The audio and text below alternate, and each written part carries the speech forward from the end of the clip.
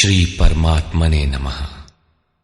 यथार्थ गीता, श्रीमद्भगवत गीता, अथ द्वादशोऽध्यायः। एकादश अध्याय के अंत में श्री कृष्ण ने बारंबार बल दिया था कि अर्जुन, मेरा यह स्वरूप जिसे तूने देखा तेरे सिवाय न पहले कभी देखा गया है और न भविष्य में कोई देख सकेगा। मैं न तप से, न यज्ञ से और न दान से ही देखे जाने को सुलभ हूं, किंतु अनन्य भक्ति के द्वारा अर्थात मेरे अतिरिक्त अन्यत्र कहीं श्रद्धा बिखेरने न पाए, निरंतर तैल धारावत मेरे चिंतन के द्वारा ठीक इसी प्रकार जैसा तूने देखा, मैं प्रत्यक्ष देखने के लिए, तत्व से साक्षात जानने के लिए और प्रवेश करने के लिए भी सुलभ हूं। अतः अर्जुन, तू निरंतर मेरा ही चिंतन कर, भक्त बन। अध्याय के अंत में उन्होंने कहा था, अर्जुन, तू मेरे ही द्वारा निर्धारित किए गए कर्म को कर, मत परमः, अपितु मेरे परायण होकर कर। अनन्य भक्ति ही उसकी प्राप्ति का माध्यम है। इस पर अर्जुन का प्रश्न स्वाभाविक था कि जो अव्यक्त अक्षर की उपासना करते हैं, इन दोनों में श्रेष्ठ कौन है? अर्जुन उवाच,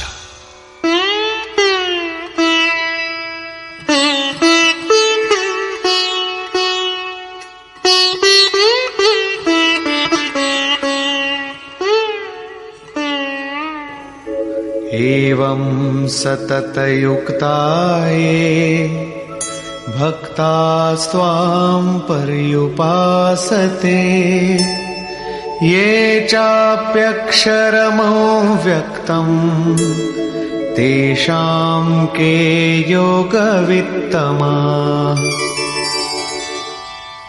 एवं अर्थात इस प्रकार जो अभी अभी आपने विधि बताई है, ठीक इसी विधि के अनुसार अनन्य भक्ति से आपकी शरण लेकर, आपसे निरंतर संयुक्त होकर आपको भली प्रकार उपासते हैं, और दूसरे जो आपकी शरण न लेकर स्वतंत्र रूप से अपने भरोसे उसी अक्षय और अव्यक्त स्वरूप की उपासना करते हैं जिसमें आप भी स्थित हैं, इन दोनों प्रकार के भक्तों में अधिक उत्तम योगवेत्ता कौन है? इस पर योगेश्वर श्री कृष्ण ने कहा, श्री भगवान उवाचा,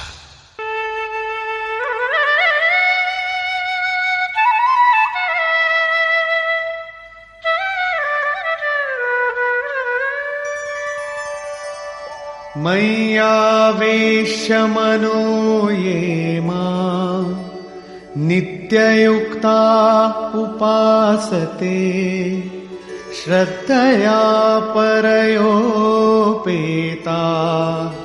ते मे युक्ततमा मता। अर्जुन, मुझ में मन को एकाग्र करके निरंतर मुझसे संयुक्त हुए जो भक्तजन परम से संबंध रखने वाली श्रेष्ठ श्रद्धा से युक्त होकर मुझे भजते हैं, वे मुझे योगियों में भी अति उत्तम योगी मान्य हैं। ये त्वक्षरमनिर्देश्यम् अव्यक्तं पर्युपासते, सर्वत्र गमचिन्त्यं च कूटस्थमचलं ध्रुवम्, संयम्येन्द्रियग्रामं सर्वत्र समबुद्धयः, ते प्राप्नुवन्ति मामेव सर्वभूतहिते रताः। जो पुरुष इंद्रियों के समुदाय को भली प्रकार संयत करके मन बुद्धि के चिंतन से अत्यंत परे सर्वव्यापी अकथनीय स्वरूप सदा एक रस रहने वाले नित्य अचल अव्यक्त आकार रहित और अविनाशी ब्रह्म की उपासना करते हैं, संपूर्ण भूतों के हित में लगे हुए और सब में समान भाव वाले वे योगी भी मुझे ही प्राप्त होते हैं। ब्रह्म के उपर्युक्त विशेषण मुझसे भिन्न नहीं है, किंतु क्लेशोऽधिकतरस्तेषाम् अव्यक्तासक्तचेतसाम् अव्यक्ता हि गतिर्दुःखम् देहवद्भिरवाप्यते। उन अव्यक्त परमात्मा में आसक्त हुए चित्त वाले पुरुषों के साधन में क्लेश विशेष है, क्योंकि देहाभिमानियों से अव्यक्त विषयक गति दुखपूर्वक प्राप्त की जाती है। जब तक देह का भान है तब तक अव्यक्त की प्राप्ति दुष्कर है। योगेश्वर श्री कृष्ण सद्गुरु थे। अव्यक्त परमात्मा उनमें व्यक्त था। वे कहते हैं कि महापुरुष की शरण न लेकर जो साधक अपनी शक्ति समझते हुए आगे बढ़ता है कि मैं इस अवस्था में हूं, आगे इस अवस्था में जाऊंगा, मैं अपने ही अव्यक्त शरीर को प्राप्त होऊंगा, वो मेरा ही रूप होगा, मैं वही हूं। इस प्रकार सोचते प्राप्ति की प्रतीक्षा न करके अपने शरीर को ही सोहम कहने लगता है। यही इस मार्ग में सबसे बड़ी बाधा है। वो दुःखालियम अशाश्वतम में ही घूम फिर कर खड़ा हो जाता है। किंतु जो मेरी शरण लेकर चलता है वो ये तु सर्वाणि कर्माणि मयि सन्न्यस्य मत्पराः अनन्येनैव योगेन मां ध्यायन्त उपासते। जो मेरे परायण होकर संपूर्ण कर्मों अर्थात आराधना को मुझ में अर्पण करके अनन्य भाव से योग अर्थात आराधना प्रक्रिया के द्वारा निरंतर चिंतन करते हुए भजते हैं। तेषामहं समुद्धर्ता मृत्यु संसार सागरात् भवामि न चिरात् पार्थ मय्यावेशितचेतसाम्।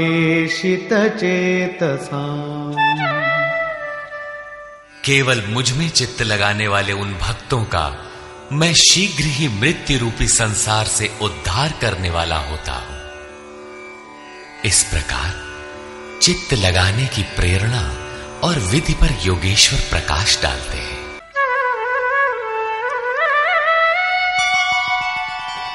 मय्येव मन आधत्स्व मयि बुद्धिं निवेशय निवसिष्यसि मय्येव अत ऊर्ध्वं न संशयः।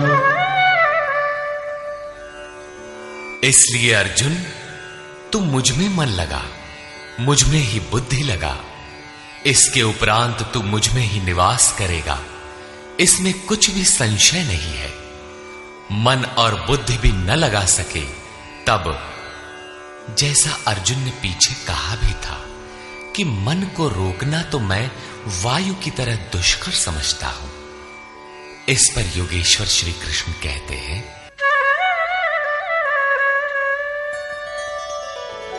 अथ चित्तं समाधातुं न शक्नोषि मयि स्थिरम् अभ्यासयोगेन ततो मामिच्छाप्तुं धनंजय।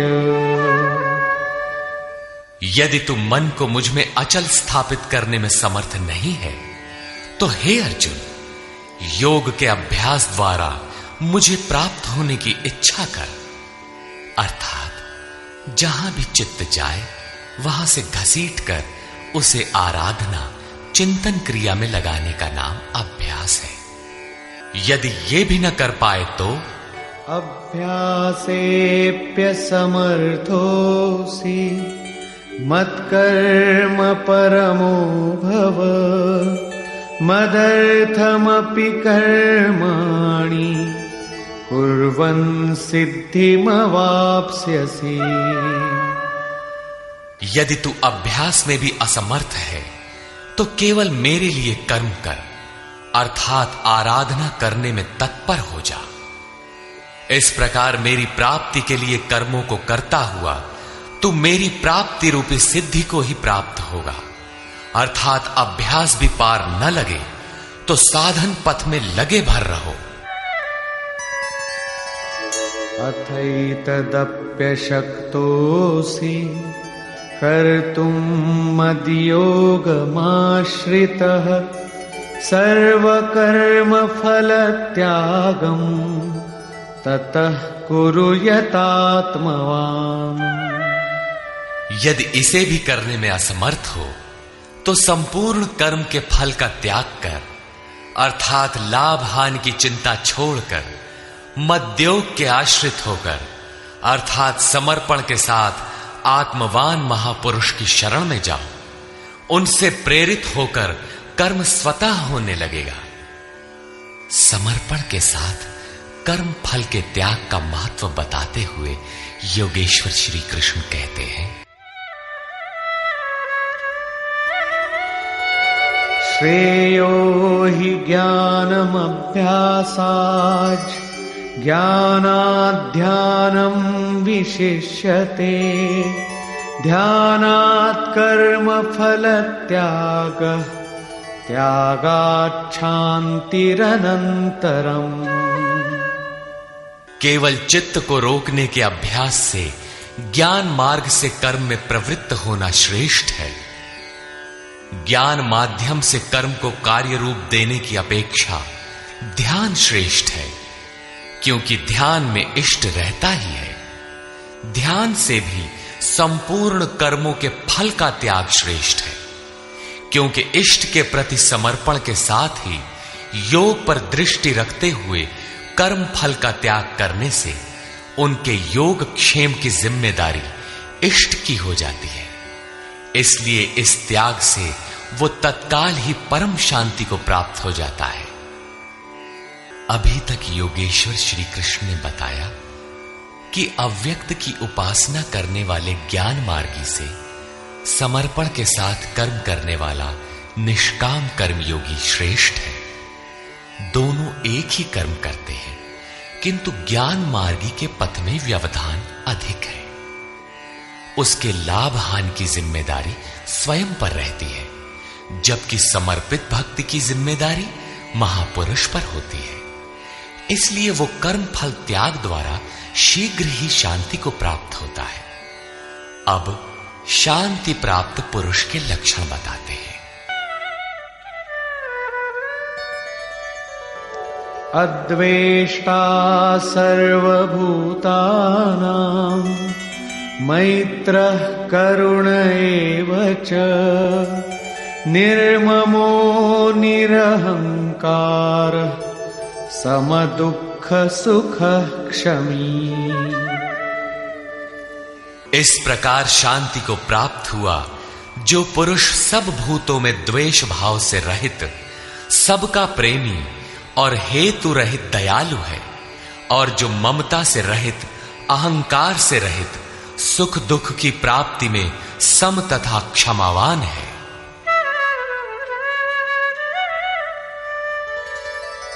संतुष्टः सततं योगी यतात्मा दृढ़निश्चयः मय्यर्पितमनो बुद्धिः यो मद्भक्तः स मे प्रियः।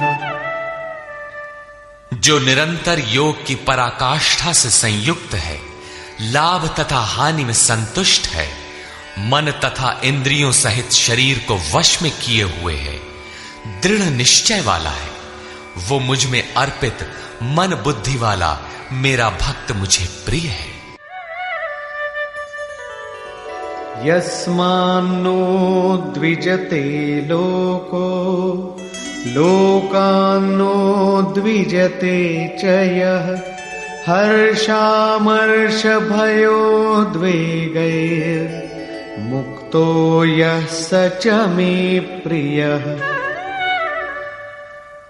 जिससे कोई भी जीव उद्वेग को प्राप्त नहीं होता और जो स्वयं भी किसी जीव से उद्विग्न नहीं होता, हर्ष, संताप, भय और समस्त विक्षोभों से मुक्त है, वो भक्त मुझे प्रिय है। साधकों के लिए यह श्लोक अत्यंत उपयोगी है। उन्हें इस ढंग से रहना चाहिए कि उनके द्वारा किसी के मन को ठेस न लगे। इतना तो साधक कर सकता है, किंतु दूसरे लोग इस आचरण से नहीं चलेंगे। वे तो संसारी हैं ही, वे तो आग उगलेंगे, कुछ भी कहेंगे, किंतु पथिक को चाहिए कि अपने हृदय में उनके द्वारा अर्थात उनके आघातों से भी उथल पुथल न हो, चिंतन में सुरत लगी रहे, क्रम न टूटे। उदाहरण के लिए आप स्वयं सड़क पर नियमानुकूल बाएं से चल रहे हैं, कोई मदिरा पीकर चला आ रहा है, उससे बचना भी आपकी जिम्मेदारी है। अनपेक्ष शुचिर्दक्ष उदासीनो गतव्यथः सर्वारंभ परित्यागी यो मद्भक्तः स मे प्रियः। जो पुरुष आकांक्षाओं से रहित सर्वथा पवित्र है, दक्ष अर्थात आराधना का विशेषज्ञ है, अर्थात ऐसा नहीं कि चोरी करता हो तो दक्ष है।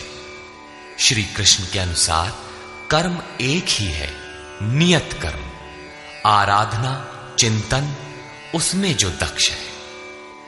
जो पक्ष विपक्ष से परे है, दुखों से मुक्त है, सभी आरंभों का त्यागी, वो मेरा भक्त मुझे प्रिय है। करने योग्य कोई क्रिया उसके द्वारा आरंभ होने के लिए शेष नहीं रहती।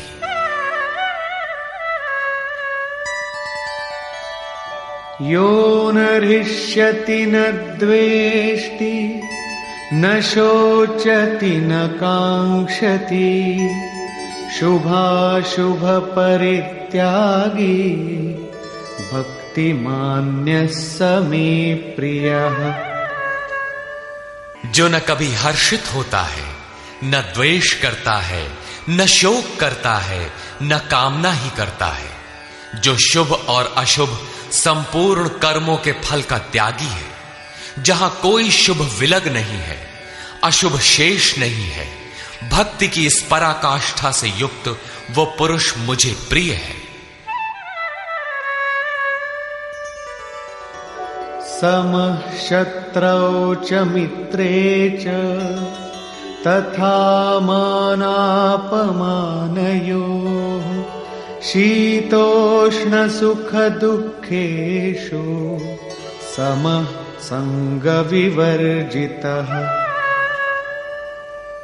जो पुरुष शत्रु और मित्र में, मान तथा अपमान में सम है, जिसके अंतःकरण की वृत्तियां सर्वथा शांत हैं, जो सर्दी गर्मी सुख दुखादि द्वंद्वों में सम है और आसक्ति रहित है, तथा तुल्य निंदा स्तुतिर्मौनी संतुष्टो येन केनचित् अनिकेतः स्थिरमतिर् भक्तिमान मे प्रियो नरः। जो निंदा तथा स्तुति को समान समझने वाला है, मननशीलता की चरम सीमा पर पहुंचकर जिसकी मन सहित इंद्रियां शांत हो चुकी है, जिस किसी प्रकार शरीर निर्वाह होने में जो सदैव संतुष्ट है, जो अपने निवास स्थान में ममता से रहित है, भक्ति की पराकाष्ठा पर पहुंचा हुआ वो स्थिर बुद्धि वाला पुरुष मुझे प्रिय है।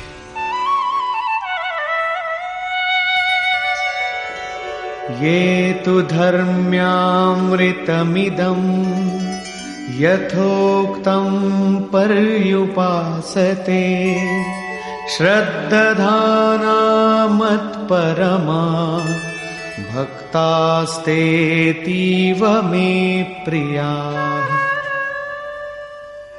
जो मेरे परायण हुए हार्दिक श्रद्धा युक्त पुरुष इस उपर्युक्त धर्ममय अमृत का भली प्रकार सेवन करते हैं, वे भक्त मुझे अतिशय प्रिय है। निष्कर्ष।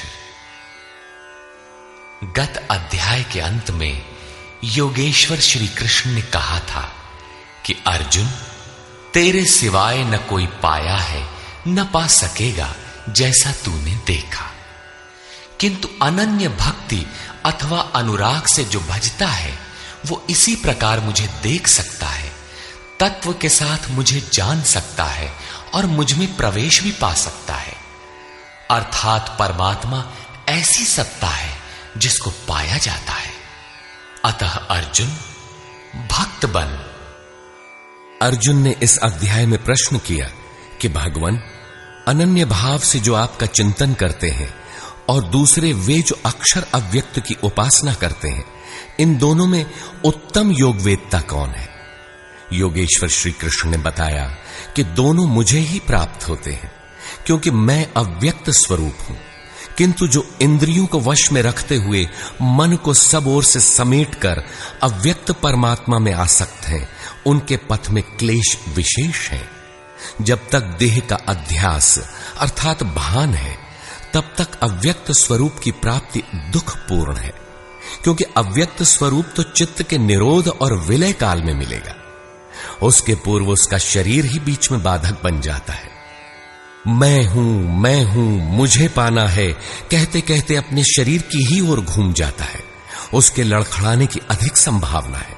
अतः अर्जुन, तू संपूर्ण कर्मों को मुझ में अर्पण करके अनन्य भक्ति से मेरा चिंतन कर। जो मेरे परायण भक्तजन संपूर्ण कर्मों को मुझ में अर्पण करके मानव शरीरधारी मुझ सगुण योगी के रूप का ध्यान द्वारा तैल धारावत निरंतर चिंतन करते हैं, उनका मैं शीघ्र ही संसार सागर से उद्धार करने वाला हो जाता हूं। अतः भक्ति मार्ग श्रेष्ठ है। अर्जुन, मुझ में मन को लगा, मन न लगे तो भी लगाने का अभ्यास कर। जहां भी चित्त जाए पुनः घसीट कर उसका निरोध कर। यह भी करने में असमर्थ है तो तू कर्म कर। कर्म एक ही है, यज्ञार्थ कर्म। तू कार्यम कर्म करता भर जा, दूसरा न कर। उतना ही कर, पार लगे चाहे न लगे। यदि यह भी करने में असमर्थ है तो स्थित प्रज्ञ आत्मवान तत्वज्ञ महापुरुष की शरण होकर संपूर्ण कर्म फलों का त्याग कर। ऐसा त्याग करने से तू परम शांति को प्राप्त हो जाएगा।